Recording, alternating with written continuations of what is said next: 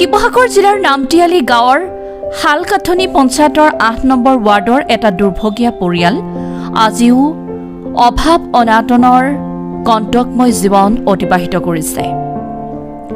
এই পৰিয়ালটোৰ উপাৰ্জনৰ একমাত্ৰ ভৰসা নৃপেন দত্ত, যি পেছাত এজন ঠেলা চালক।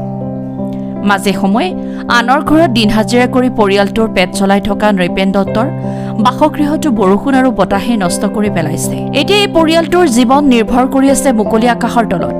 কাম নাপালে দিনটো অনাহাৰে পাৰ হয়। চৰকাৰে গৃহ যোজনা, দৰিদ্ৰ কল্যাণ আঁচনিৰ কথা কৈ কৈ ভাগৰি পৰিছে, কিন্তু এই দুৰ্ভগীয়া পৰিয়ালটোৰ নাম কেতিয়াও তালিকাত অন্তৰ্ভুক্ত নহল। নৃপেন দত্তৰ জ্যেষ্ঠ কন্যাই এইবাৰ হাইস্কুল শিক্ষান্ত পৰীক্ষাত উত্তীৰ্ণ হোৱাৰ পিছতো পৰিয়ালৰ দুখ দুৰ্দশাই শিক্ষাৰ পথত বাধা দিবলৈ ধৰিছে।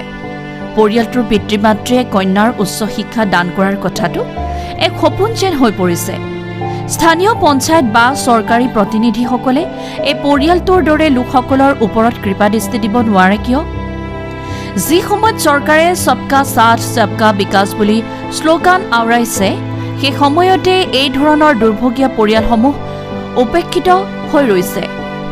এই পৰিয়ালটোক সদাশয় ব্যক্তি বা সংগঠনসকলে সহায়ৰ হাত আগবঢ়ালে তেওঁলোকৰ জীৱনত এটা নতুন আশাৰ পোহৰ জ্বলি উঠিব পাৰে।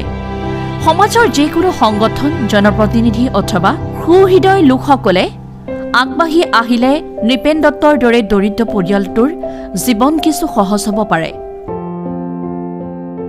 শিৱসাগৰৰ পৰা Farid Ali report, Assam north east news live.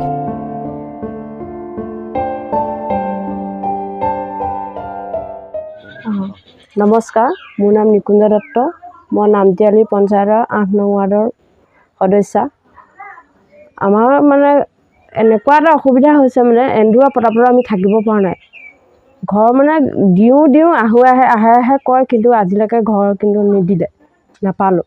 কংগ্ৰেছৰ দিনতে আমাৰ ঘৰ আহিছে, তেতিয়াৰ পৰা আমি ঘৰ নাপালোঁ।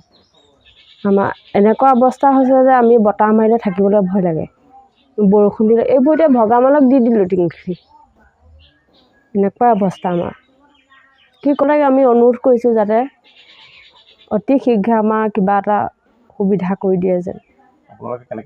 মানুহজনে হাজিৰা কৰে, দিন হাজিৰা কৰে, তেনেকৈ চলিছোঁ। নমস্কাৰ, মোৰ নাম শ্ৰী নৃপেন দত্ত, নামটি হালকাঠনি গাঁৱত ঘৰ আৰু ৮ নম্বৰ ৱাৰ্ডৰ মই বাসিন্দা। ইমান দিনে বহুত দিন পাৰ্টি খেলিলোঁ, চব পাৰ্টিতে থাকিলোঁ, আজিলৈকে ঘৰ এটা নাপালোঁ। সেইটো ঘৰ দেখিছে আপোনালোকে, ঠেলা চলাই ভাত খাইছোঁ, কিন্তু আজিলৈকে মোৰ চকুত চৰকাৰে নাই পোৱাগৈ। এতিয়া এনজিঅ'ৰ কাৰণে ঘৰ এৰি মই ইয়াৰ পৰা ওলাই যাবলগীয়া হৈছে। কি ক'ম আৰু, চৰকাৰে যদি চকুত পৰে তেতিয়া কিবা এটা যদি কৰে আৰু কৰিব, আৰু নকৰিলে নাই আৰু। চব চৰকাৰে আহিছে পাবাই কৈ আছে আজিলৈকে, কিন্তু মোক ঘৰ কোনো চৰকাৰে দিয়া নাই। কংগ্ৰেছৰ দিনত মোৰ অহা ঘৰো মোৰ পৰা কাঢ়ি নিলে। এতিয়া বিজেপিও হ'ল, বিজেপি হৈ লেট্ৰিন এটা দিলে, তাৰ বাহিৰে মই একো নাই পোৱা।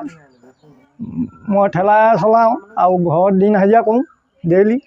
এতিয়া আজি এসপ্তাহ গা ভাল নাই, মই যোৱা নাই, গতিকে ঘৰ চলা নাই।